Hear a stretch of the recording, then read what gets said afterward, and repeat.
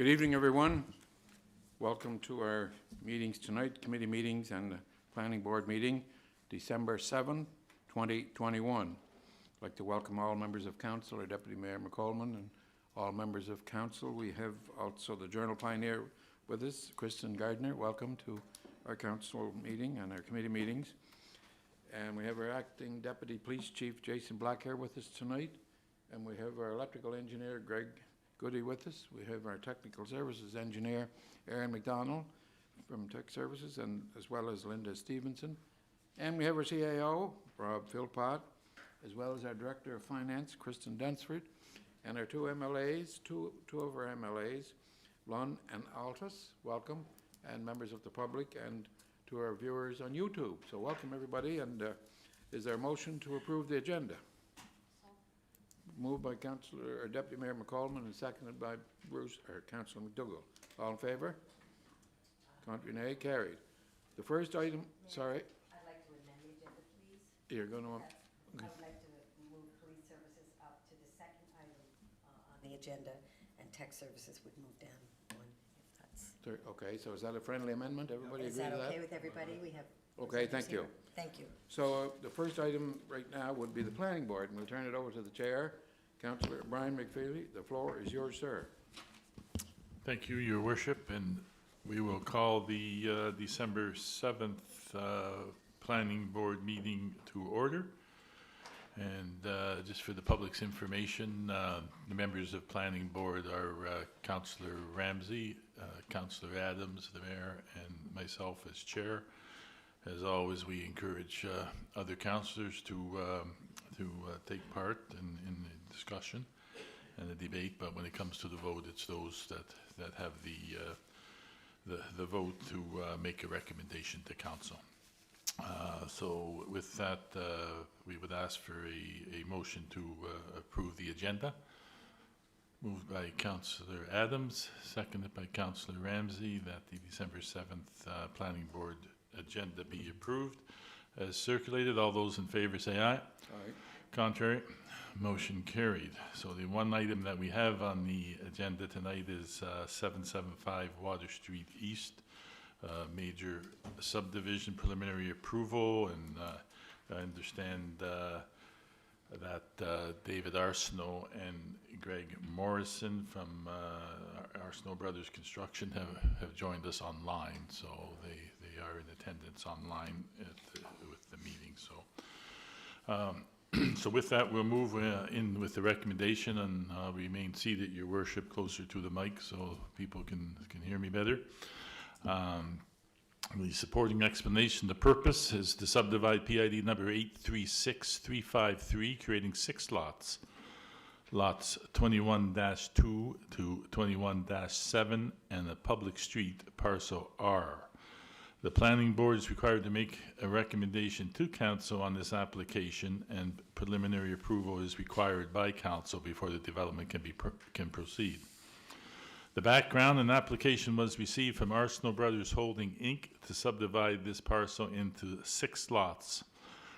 One lot, lot 2017-7, is intended for commercial development, and 5 lots, lots 21-2 to 21-6, intended for high-density residential development. The proposed lots and the public street are indicated on preliminary survey plan prepared by Island Surveys and Engineering, drawing number 21359-1, dated October 28th, 2021, and you can see the plan is attached for consideration and showing the lots, the 6 lots, as well as the commercial lot and the our parcel down the middle.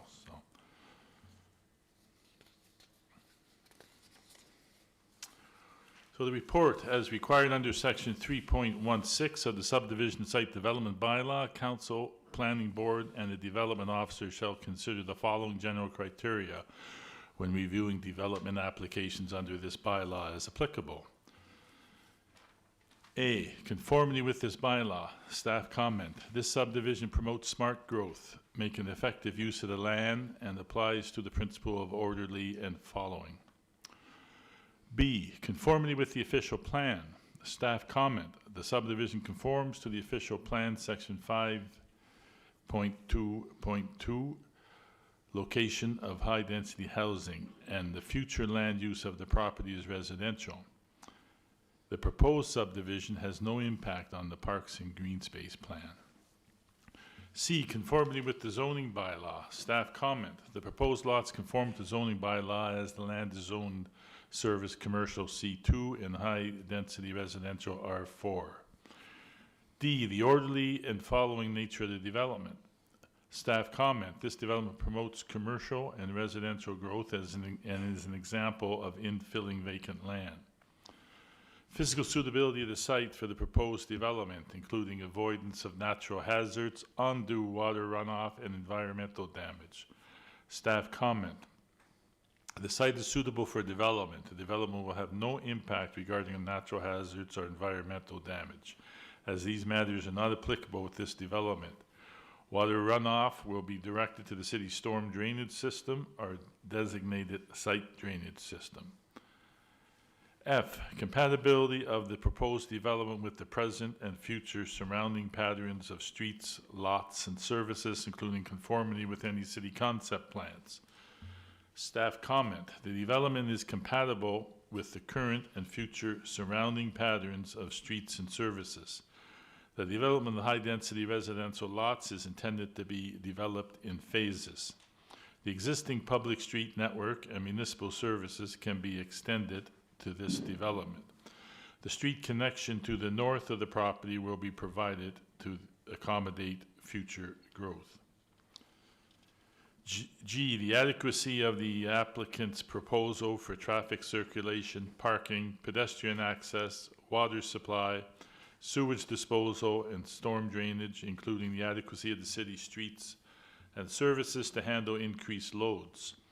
Staff comment, there will be minimal change to traffic flow on Water Street East because of this development. The proposed residential street will be designed to meet a 50-kilometer-an-hour local street with the speed limit posted at 40 kilometers an hour. The proposed street would have an 8.8 meter width with the concrete curbs. The paved shoulder on the proposed street will allow for safe pedestrian traffic. The city's water supply and water main lines in the area are adequate for new subdivision. The developer owner will be required to install new storm drainage mains.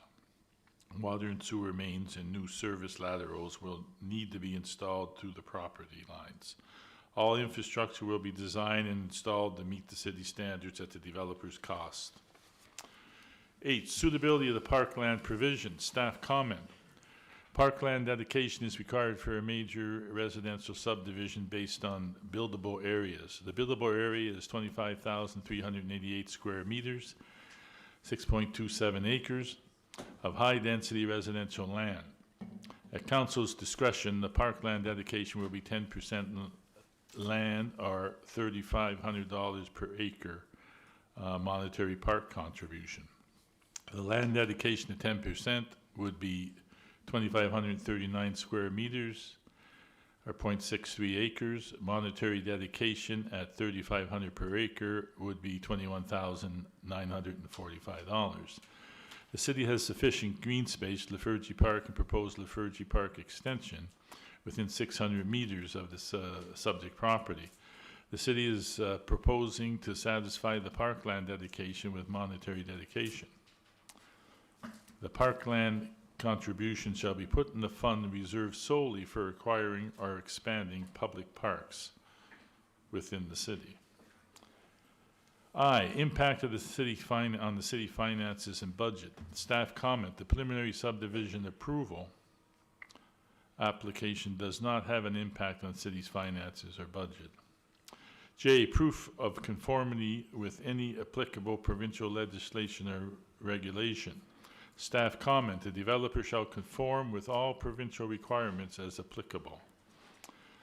Other matters, K, other matters is considered relevant.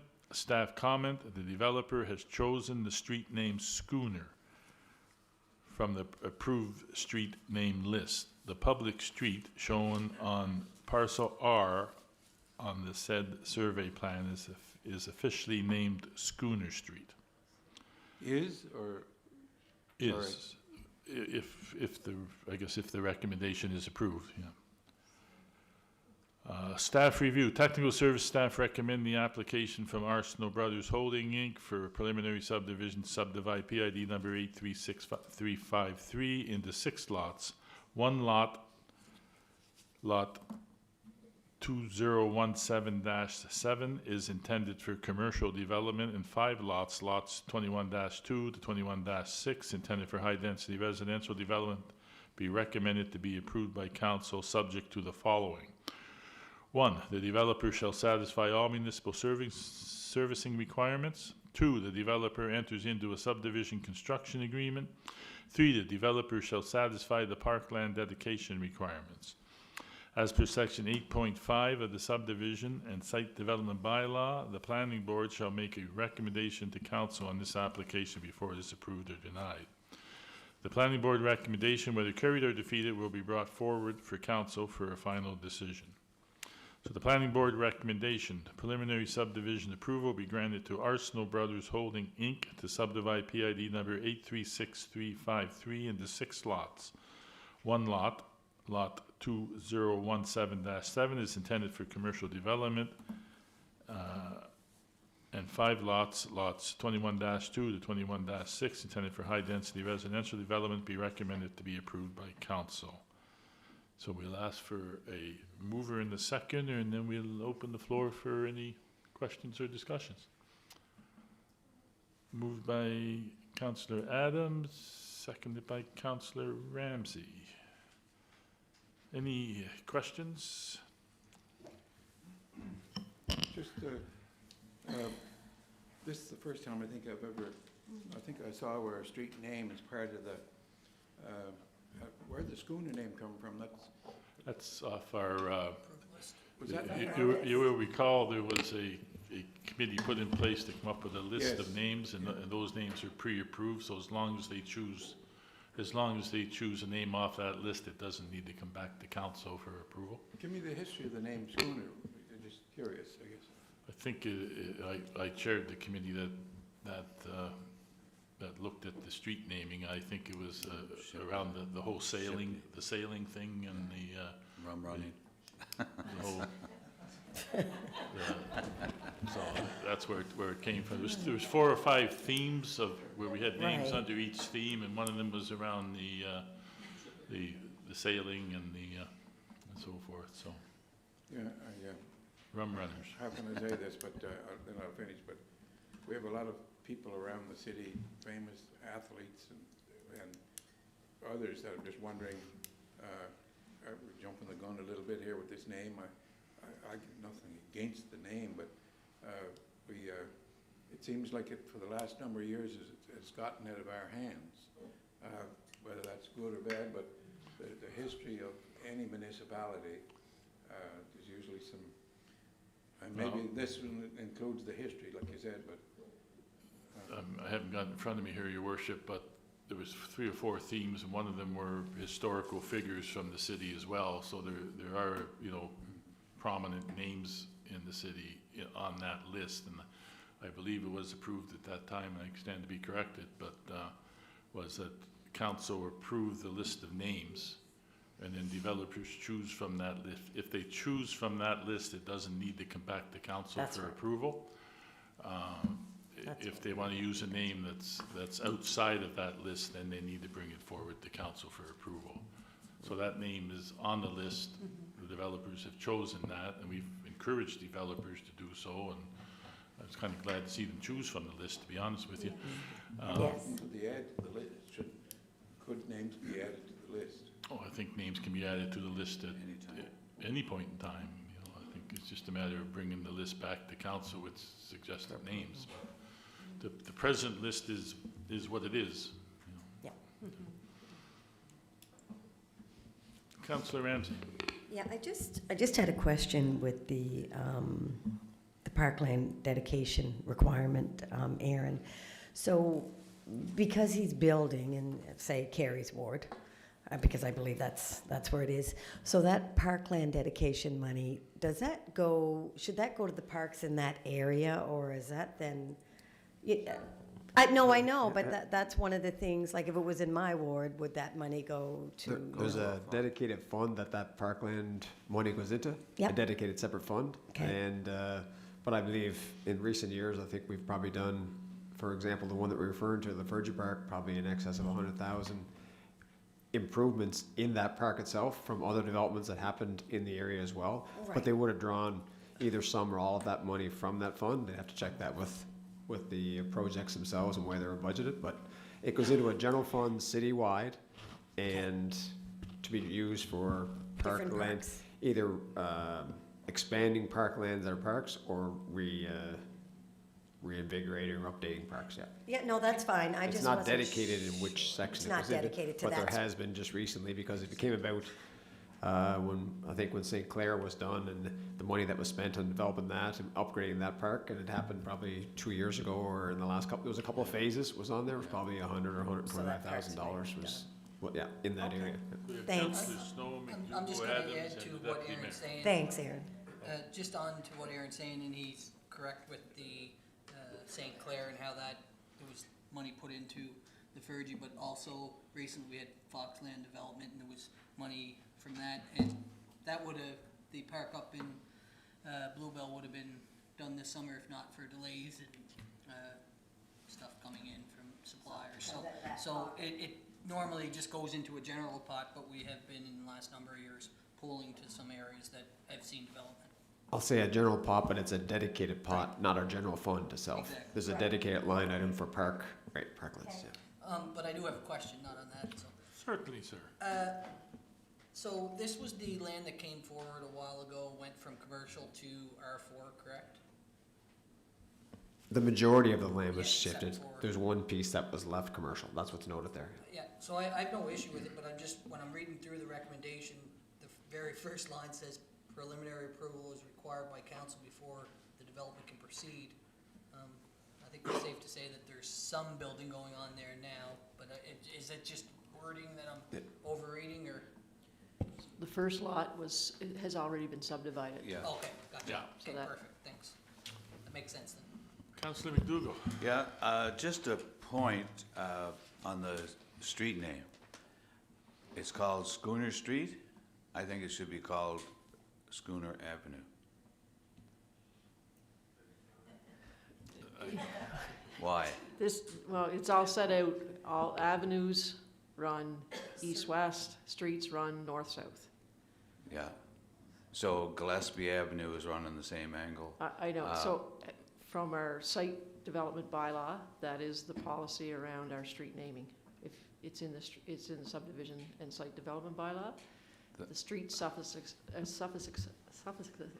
sorry, the endings. Yeah. They are either street, avenue, court, or drive. Road. Yeah, it's just that if it's going north and south, it's a street, right? Yep. If it's going east-west, Yep, so west-east, this runs it's an north-south. avenue. This runs north-south. What about Gillespie and Bay? They were Avenue? done in Wilmot back in the days, just like, Okay, I'm just, Yeah, because I no. just, it was a little bit confusing when you look at the layout, there's avenues and avenues, and then now there's a McEwen street. Road is north and south. Yeah, Victoria Road is east and west. yeah. Anyway, doesn't matter, But just a point. Deputy Mayor, then your worship.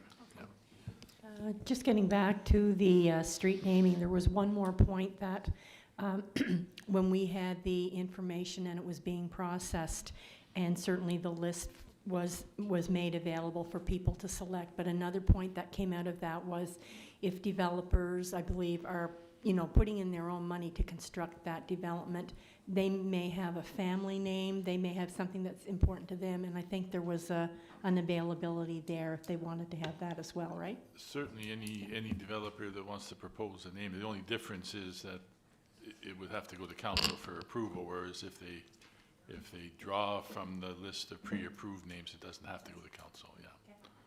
Your worship? Well, this is, like I said, nothing against the name Schooner, but I'll mention a couple of names. We have a Gerard Gallant here, and there's been no street named after him. We have an Errol Thompson, who was a great athlete from here. There's just, it seems like it has gotten away from council, and I'm saying this not being critical, but the names are coming in by the developers, and I can understand their angle too, if they're putting that much money into development, but we seem to be losing some of the history of those kinds of things. That's just my personal thought. No. Senator Catherine Colbeck was from the area. She was a premier, she was a senator, she was a cabinet minister here. We can get some other names like that, but I'm just wondering that, we're naming after a ship and a dory and a putter, and nothing against those names either, but sort of wandering away from the history of the way any municipality usually does it. Just my final thoughts. Thank you, Your Worship. And I don't disagree with you. I think we should bring the list back and update it, and I can't recall what names are on there and what aren't, and have it updated and add those names if they aren't, because they're certainly, deserving of being there. But I think in front of us tonight is, drawing from the list that exists now and following the policy that's there now. So, but I think going forward here, we should revisit the list. I don't have a problem with that. Or So- what was the suggestion that approving the subdivisions coming forward, but leaving the street name is not a part of the approval for council to make a decision on it? But we can certainly look at that going forward. So I think that maybe that's something for maybe a future planning board agenda, is to put Okay. the street naming thing on there. We can have that discussion. But I think in terms of moving things forward tonight, we need to follow the policy that's in place there now, and look at revisiting the list as well as the process to bring names forward. We had a premier, at a Alex future Campbell meeting. was from Summerside Yeah. too. Yeah. So and I can't recall, some of those names may be on that list, I can't recall.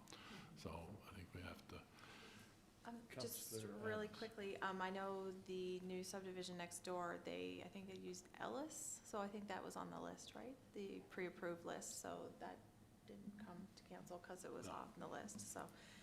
Yeah. It's nice that they are using the list, but like you said, maybe we need to update the list with a yeah, few and it more. should be updated periodically, Yeah. so.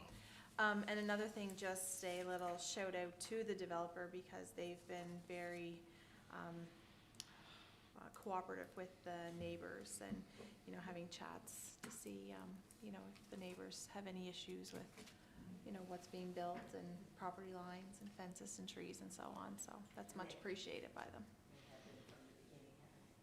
Councillor McDougall. Yeah, and I won't belabor this too much, but I was just looking on the map, and in fairness to the community of Wilmot, they had named like Bay Avenue, Gillespie Avenue, Small Avenue, and then we're going one below that, and we're calling it a street. I don't know. I think it's worth a question to the developer. We could ask the developer if they'd mind.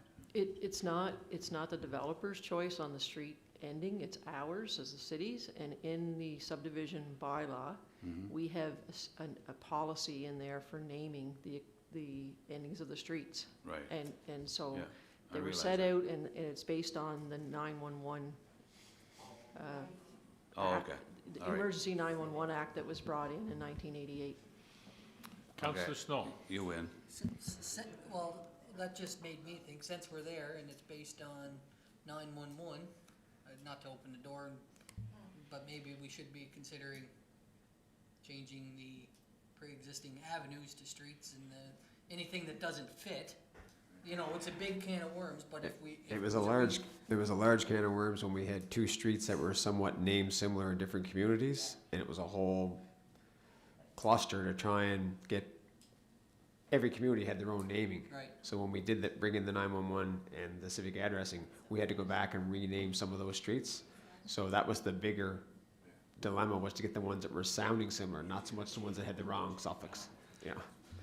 It was huge time, energy that went to spend one that a couple of them had easts, and then Yeah. who got changed, and then all the mail outs for everything that could change versus the ending. Yeah.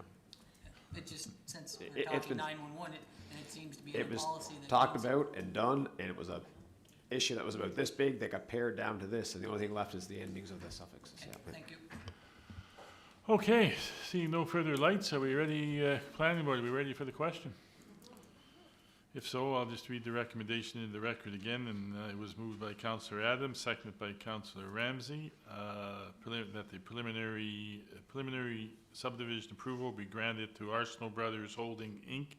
to subdivide PID number 836353 into 6 lots. One lot, lot 2017-7, is intended for commercial development, and 5 lots, lots 21-2 to 21-6, intended for high-density residential development, be recommended to be approved by council. So, all those in favor say aye. Aye. Contrary? I'd just like to have it recorded, Mr. Chairman, that I certainly approve the subdivision 100%, but I'm not completely sold quite yet on the naming process, but I'll go along with it. I understand that, your worship, but Yeah. I think we need to follow the policy Yes. that's there now, and if we want to make the change, then we can have that discussion and make the appropriate changes going forward, so, thank you.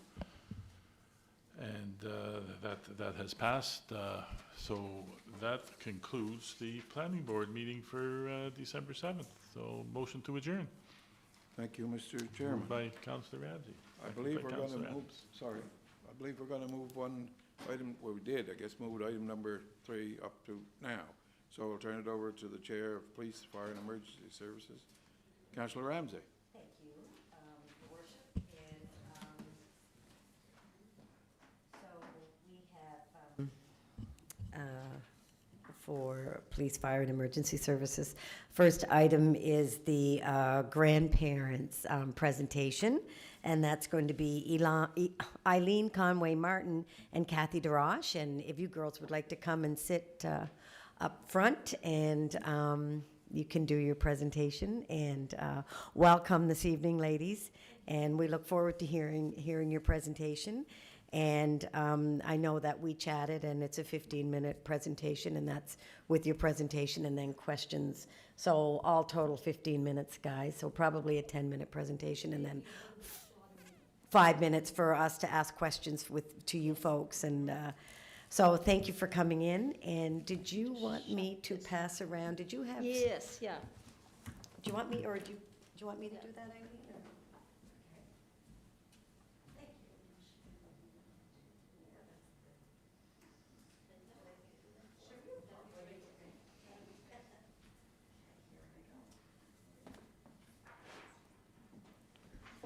So just want to say to the mayor, to the city council, and invited guests and media, it's a real honor to be here to reacquaint you with one of the treasures that you truly have in the city of Summerside, and that would be the Summerside Grandparents Support Group. And what I like to say is that they're truly heroes among us. So it's great to be here and spread the good news about that group. All right. Many of you probably know that 10 years ago this group was begun. And it was due to an essential need that 4 people saw. And that was Gloria Skirman, Pat Poirier, Arlene McGinnis, and Pam McKinnon.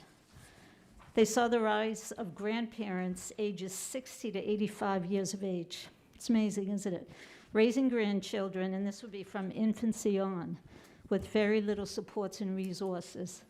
So they were insightful enough and also brave enough to form this group. Noteworthy is that the reason that the group was necessary is that many of the kids' parents had extreme issues with mental health and addictions. And that was why the grandparents were raising their grandchildren full-time. So we began 10 years ago, and we continue to meet. And that's quite a legacy to say that you've been meeting for 10 years every Monday morning from 10 to 12. That's quite a legacy. Kathy is a grandparent within the group who co-facilitates with me. I'm Eileen, and I'm somebody that started with the group probably 5 years ago. involved in mental health programs with them. And I used to deliver a program that was called Handle with Care. And when I retired, none of us ever really retire anymore. So I was so struck by the courage and the commitment of the grandparents, and there was nobody else to keep the group going. So of course I continued on, and I consider it a privilege every Monday morning that I get a chance to spend time with these remarkable people. Along with support, I want to let you know, just go through a bit of a history of what they've accomplished, because it's quite remarkable. Now, you know, with the assistance of Tina Mundy, they presented to the Legislative Assembly, and these would be people that basically many who had not worked out of the home were at that point 60 to 85 years of age, and just went right along with Tina and made a presentation to the Legislative Assembly. And because of that presentation, the $700 monthly supplement for grandparents across PEI came about. So their mission was to help all grandparents across PEI, not just themselves. This was a real beginning for seniors raising grandchildren that were truly on a fixed income. Most did not have any pensions. They had no extra supplements. It was basically the love and the courage they had for the grandchildren that allowed them to make that choice. A second legacy, which it's important to know this one because I'm not too sure how many people know this. They were the reason and the key contributors to the PEI rights and responsibility of grandparents within PEI. There was never a document like that created or a handbook. So there was very little information for grandparents who were raising grandchildren. So with the facilitation of the Community Legal Information Association, they created this probably about 8 years ago, and it continues to be updated on a regular basis, and it gives really clear legal information to grandparents, which was previously denied to them in the past, unless they could afford to sit down with a lawyer, which was not something that they could afford. Okay, I'm going to turn it over to Kathy, and she's going to take it from here. So one of the reasons that we're here tonight is to explain to you a bit about why we're here, what we're doing, and what our necessities are. And some of the necessities for the grandparent groups include grandchildren in many cases have grown up from infancy in our homes. Unfortunately, controlled by addiction, a lot of them in those cases are. And in some cases, these homes were involved with buying and selling drugs. So it's essential that remediation occurs in these cases for grandparents and grandchildren and the parents themselves to begin new and healthy lives. One of the quotes for intervention is, "My teenage grandchild has gone from hiding themselves indoors to feeling capable and trying new things. They would never miss going to Grand River Ranch, and they feel hopeful. I can tell. My 10-year-old great-grandchild has bottled up for so long and so very low, but beyond the bridge has been able to get in there. This is not an easy road for any of us because we're getting older, and as grandparents and great-grandparents, we're needing help from everyone, including the community." And I'm just going to break in there a little bit. These were quotes based on interventions that we've been able to, write grants, fundraise and all that to pay for some therapeutic activities for the grandchildren. Many of the grandchildren, actually, I'm going to say the majority really, in our group, we have 15 members right now, and we could easily have about 20 or 25, but COVID has limited us in terms of the numbers. So many of the kids have been raised with a lot of drugs, buying and selling and things, and they're very frightened kids. And they don't trust a whole lot, as you could imagine. So whether you get the kids when they're 2, when they're 6, when they're 13, it's obvious they need some therapeutic experiences that really aren't available, though we are lobbying to government for this, okay? So it's made quite a difference. I'll just mention this. We actually had an 8-year-old boy, 8 to 10-year-old boy, who thought of suicide a lot. Now that just breaks your heart. And it had not, I mean, he was in a great home now, but because of the trauma he had experienced, he got to that point each time and actually did try one time. And we were able to the grandmother was able to get in there, help him. And he goes up and down, but he's found a bit of a home at Grand River Ranch. And just for your own, I don't know if any people know about that, but it's a equine assisted learning environment. And just for the heck of it, I looked this up. There's 50 plus kids from the Summerside area that attend Grand River Ranch every week. So that's quite remarkable. But anyway, this kid found a home there, and he's calming down, he's starting to trust through his relationship with the horses. So there's a real need for this. Now, one of the things that I asked the grandparents the other day, maybe just yesterday, right, when we had our group, what did this group mean to them? So the person who was 85, spoke. She said, I've been with this group for 10 years, even though it was 20 years ago that she took on the role of caring for 3 preteens, okay? It has been my lifeline, and it has been the reason that we have all made it. I'm now 85, and she looked at the group and she said, God bless you all. Yeah, pretty moving, and her kids are doing well. They're now all in their 20s, and they're all working and everything, and it's great. Okay. So needless to say, our key funding activities for sponsorship of therapeutic activities includes grant writing, contracting, funding agencies. We're doing a quilt raffle right now and a presentation to community organizations. And that's all to enable us as a very small group to help all of those grandparents and those grandchildren that need that. There's an old saying, it takes a community to raise a child. Parenting in our later retirement years was something none of us ever envisioned. However, we do love our grandchildren, and we are committed to them very much so, and to helping them. And it's been a challenging path for some of us, but one that we've chosen. And with support, we can do this, and we need the support of the community. And thank you so much on behalf of the wonderful group, the Summerside Grandparent Support Group. Thank you. Well, thank you, Eileen and Kathy, for coming in, and thank you for all that you're doing in this group. And I can't imagine where those grandparents would be without the support of you and without the support of each other, and how they're, moving forward with it. Very, very difficult.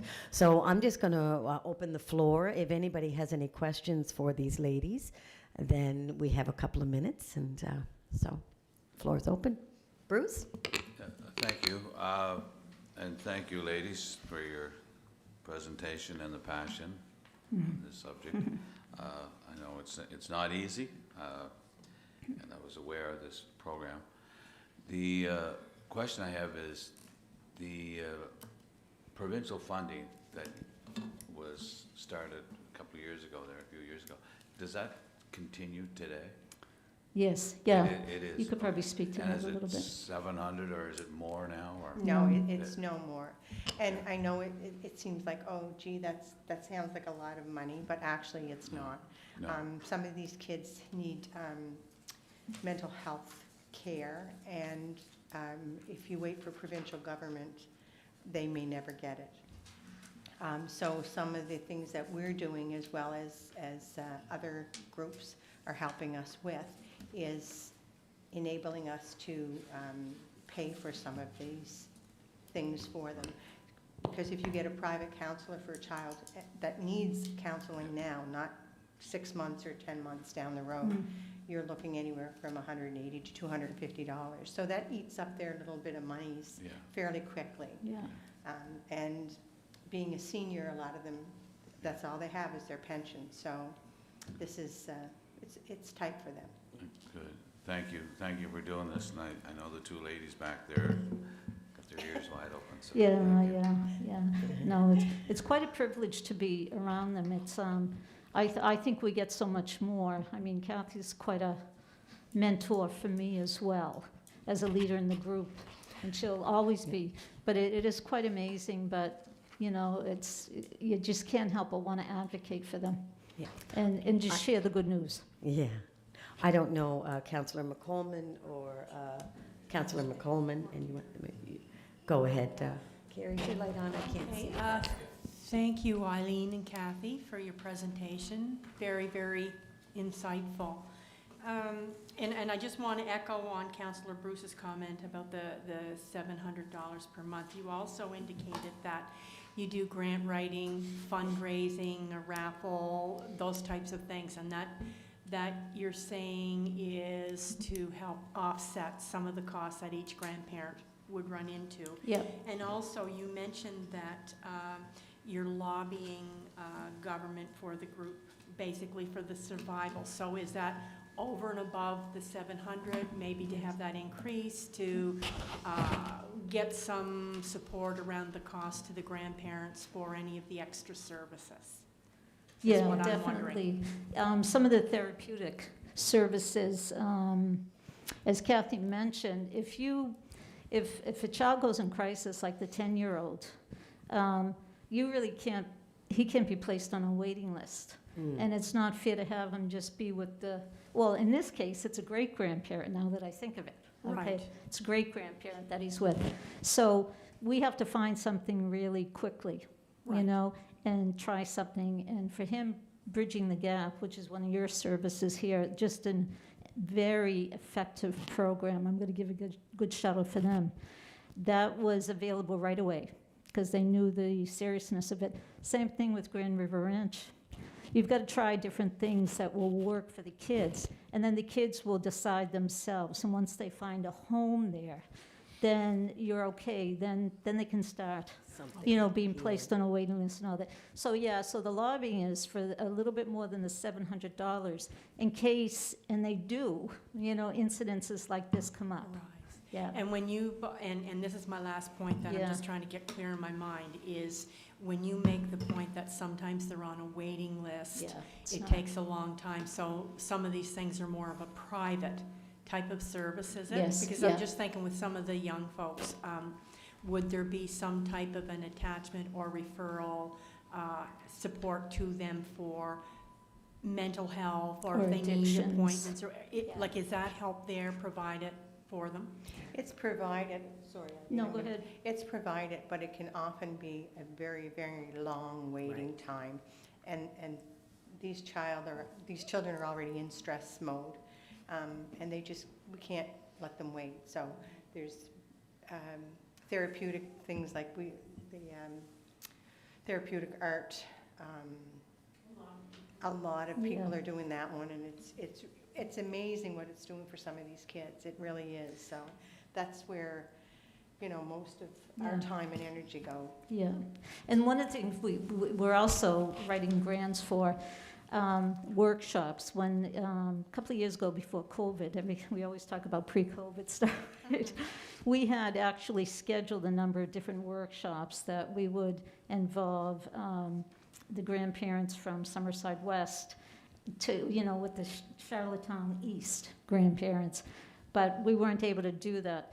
But workshops having to do with child development, what the service delivery system looks like, how to navigate the system, addictions, you know, what the process is like, because what's really, I guess the challenge is that the grandparent is like the person in the middle.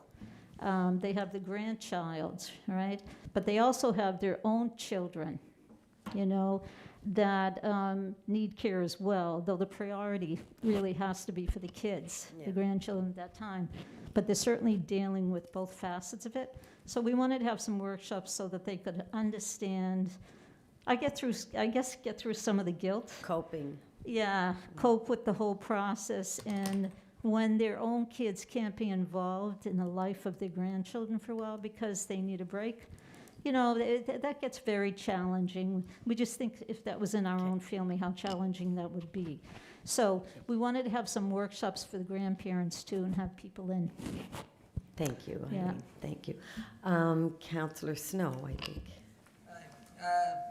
I know of you guys really well, so I work with Pam and Arlene, I work with Justice Department. Oh, that's excellent, yeah, And, that's great. My wife actually was a research assistant with Handle with Care before it actually got going here, so. from Oh, that's University great. of Toronto, she- I used to do the training. Yeah, so great. you guys probably know each other for sure. Yeah, I don't really have a question, I just, maybe a statement. I work, I'm a student wellbeing team member. I work with youth, I've done it for 20-plus years, and I've seen the effects when grandparents aren't involved or don't do what the grandparents Yeah. are doing with your guys' group.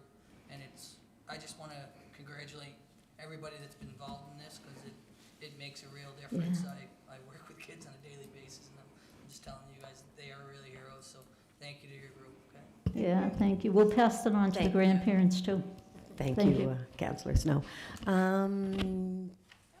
Carrie, I know the mayor. Okay. Just really quickly, just wanted to thank you both and pass on your thanks to all the other grandparents as well. I know that Stephanie and Katie at Beyond the Bridge, I believe Yes. it is. Yes. Yeah, Yeah. and then Heather at Grand River, they're tremendous, and it's nice to see local people, and Yeah. then, you know, not, the kids not having to go far too, so Oh, that's, yeah, very much that so. means a lot. And I was wondering, has this been presented to, like, say, Minister Trivers?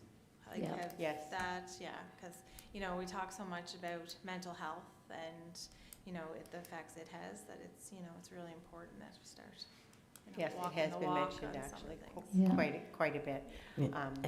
It's just, as you know, the process when you're dealing with government, it takes a while, so, you know, Yeah. and sometimes we don't have a while. Yeah, no, exactly, Yeah, yeah. yeah. We're in We actually process, had yeah. 2 symposiums. The first one was up west, it was at Mill River in June. And that was to bring the grandparents and all the different decision makers from government together so that really they could learn what it's really like. Because I don't think you really realize it until you're in that situation. And Minister Trivers was there. We had another symposium in Charlottetown, and he was present again along with some of the other, I guess some of the other municipal people were there as well. So, That's good. and that was along with the Grand Families organization. So we've certainly spoken to a lot of different people, and we're hopeful, we're still advocating. So we're hopeful that more resources will become available.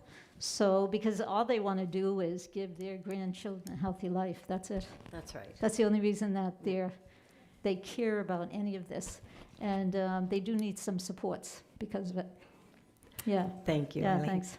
And thank you, Carrie. And you do have 2 folks sitting in the back listening to you there. We have a couple of MLAs here this evening, which is a great evening for them to choose to come and listen to you ladies. And I know Mayor Stewart has just one other thing to say, and then we'll wrap up. Thank you. Okay. First of all, thank you for your great work and also for your presentation tonight. I'm just wondering, how do people apply for that? Do they have to go through a process, whether they apply before a government committee or is You it mean a to be- local committee, or how do they? I mean, how do they come into the group? And how do they get approved, yeah?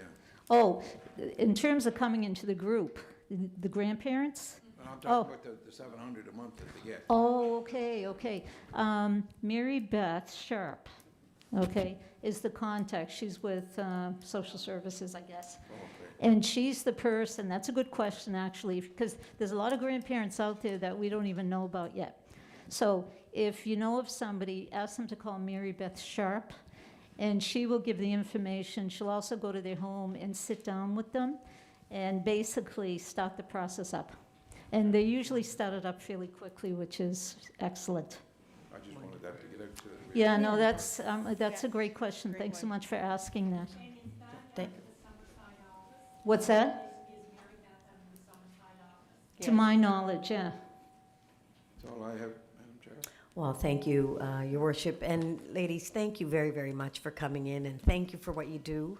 And we look forward to hearing from you, I hope, in the next little while. And as a council, we'll do whatever we can to help this community. Okay. Okay? And this it's, community it group. is great. I hope you, like, they truly are heroes among us, and it's one They of the are. best legacies, I think, in the city of Summerside. Yep, So it's. for sure. Yeah. it's Thank nice you to be very here. much. Thanks. Thank you. Yep.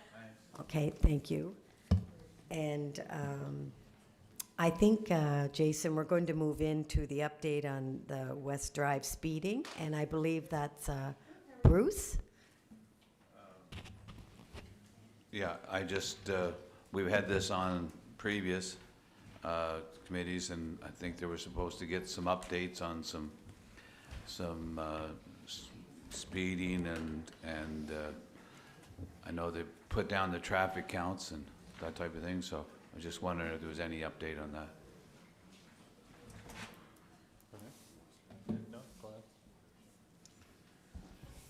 Thank you, Councillor.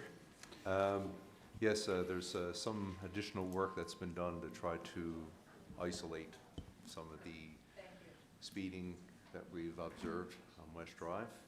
So it's been a combination of police presence and the radar sign.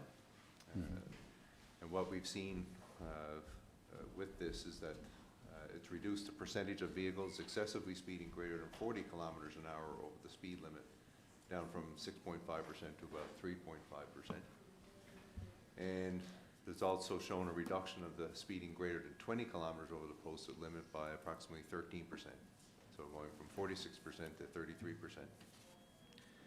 And what we're suggesting is the recommendation would be to keep up the continued police presence on West Drive, with the speed sign continuing to be in place and monitoring the area. It seems like these measures have had somewhat of an effect. But what we'd like to do is also continue to monitor the area, but also to consider bringing forward a recommendation around some other traffic calming measures that could be considered in advance of next year's construction season. Okay. The one thing is that we do want to say is that we don't recommend the installation of speed bumps or humps at this time. Again, more of a, I guess, a belief on the part of staff that speed humps don't necessarily help reduce speeds, Yeah, generally Can speaking. you imagine? I don't think that would be a good item for out there, Yeah, well, especially with given especially it's with the big straight away, trucks, yeah. Having said that, though, there are some other traffic calming measures that we could consider in advance of Yeah, construction great. season there next year. I don't know, Deputy Chief, if you have anything else. No, not really. It just, as Rob said, it looks like according to the data, we're moving in the right direction, so, and we'd recommend just remaining status quo for now and keep monitoring. No, that's great that it's going in that direction. Appreciate it. Thanks. Thank you, Councillor. So the next item on the list is overnight parking restrictions, and I believe Councillor Adams, you had asked for that to be on the agenda.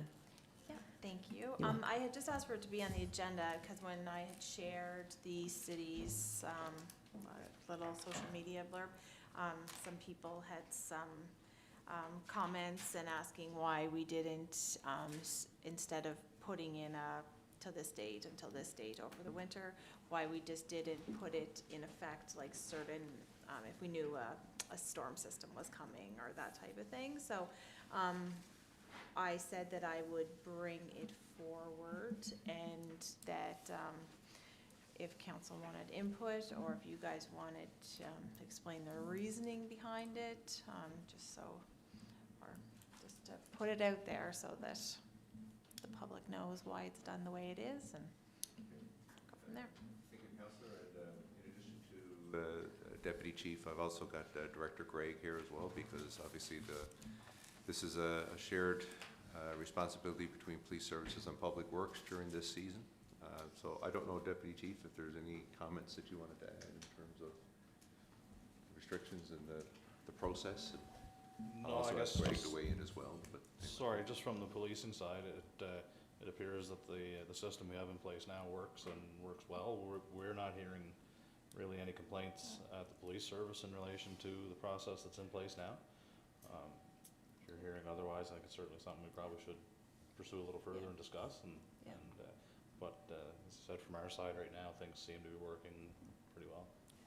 And personally, I don't hear any where my residents haven't brought it to me, but it was just somebody made the comment on social media, and then it just sort of went from there. So we just said we'd bring it forward so people would know why it's done the way it is. So, and I had mentioned too to somebody who had brought it up to me actually at work. They just asked why, and I said I remember there being something about like the inability like to have tow trucks and stuff, like the lack of them in the city if there was like something moved in, a storm event moved in quickly and stuff. So there was always that, but I wasn't sure. So.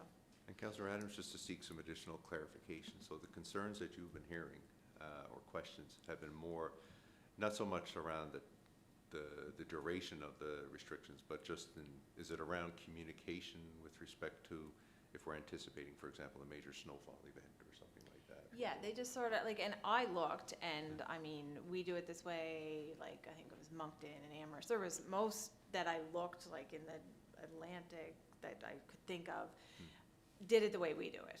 Okay. But there were a few, probably bigger municipalities that have more of a workforce to draw from whenever it comes to getting the word out, and the tow trucks and so on. They sort of did it, I think there's only a couple, maybe Halifax was one, I can't remember right off, but they sort of did like, this is coming in, move them, or else they'll be towed type of thing. So I just said we'd bring it forward, and the experts could give us a FYI why it's done this way, and that was it. Good. So, and I'm sure it's certain areas of the city, it's probably less parking and smaller lots and stuff. So it's going to be dependent on the area. So Yeah, it's consideration. Yeah. Okay, so Your Worship? Just a comment, and I guess like the acting chief said, the system we have in place is working, and with the storm coming in, that could be hard to control, because you think it's coming in 8 hours and it could land here in 4 hours. I guess if your department is not getting any complaints, I guess if the system is working, what's the old saying? If it's not broken. Not broken, don't fix it. Yeah. Yeah, I guess. Is that it, Your Worship? Oh, Sorry, just the system we have in place now, it just gets everybody on the same page from fall till spring, and I think, not to speak out of turn for municipal services, but I think it makes our job easier as well. And as I said, we're into the parking ban time of year now. We're not seeing a lot of vehicles left on the roadways. We haven't been into the snow season yet, but generally over the last number of years, we're not seeing where there's really an issue. Right. I think. So, Councillor Snow? Just your last comment there, would it be, let's say tomorrow night your force is out, would it be common for them to issue a ticket, or would it be more of here's a warning and then record it and see if the same car, like I'm just thinking in general, most times if that's happening, it's either the house really has parking issues, or it's a one-off situation that, somebody's out at a house party or somebody somewhere and just left their car out, and then, you know what I mean? Where we're not getting a big snow event where there's not gonna be any plows or salting happening. Yeah, generally in the fall when the ban first comes into effect, our members will go out and just issue warning tickets right across the city to the vehicles that are left on the roadways.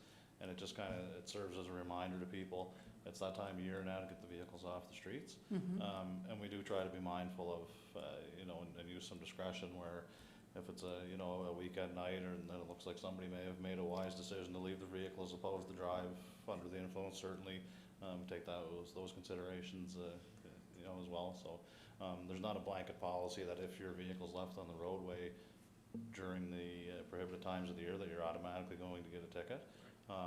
But it's, I guess, best practice for everybody to get their vehicles off the roadway, when they can. Okay, thanks. Thank you, Councillor Snow.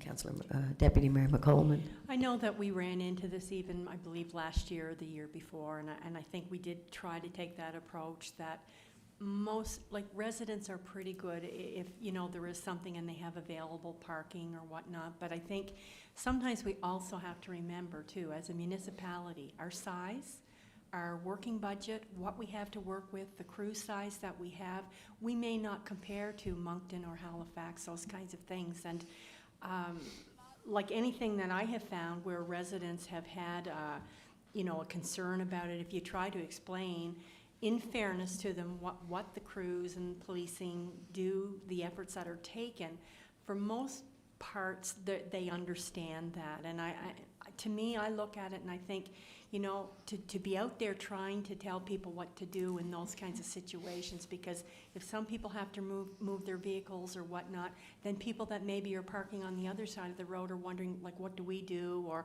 so sometimes we can create a lot of things, and if we see it on social media, like, I think I'm no expert, so I leave it to the police and people that are very aware, doing due diligence on it. So it's got to be a hard call by times.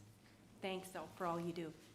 And Thank you. That was exactly why I brought it forward, because I think the public needs to hear from the experts and not back and forth on social media. So when I seen it and when it was shared on my shared post from the city's site, then I said I am bringing it forward so that staff and council can weigh in on it, and then everybody is on the same page and residents know why the decisions are made that are being made.